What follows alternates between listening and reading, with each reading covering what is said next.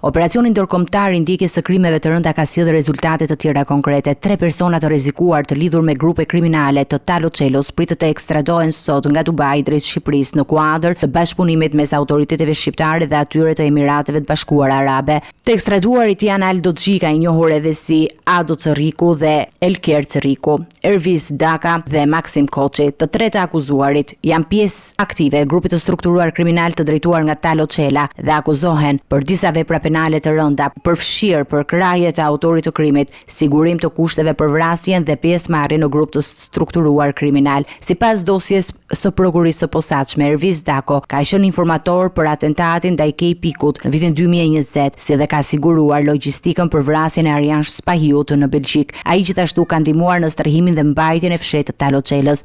Ndërkohë, Maxim Koçi akuzohet për përfshirje në 2 vrasje të kryera në Shqipëri dhe përgatitjen e kushteve për të tjera atentate, përfshirë ndihmën në fshehjen e kreut të grupit kriminal.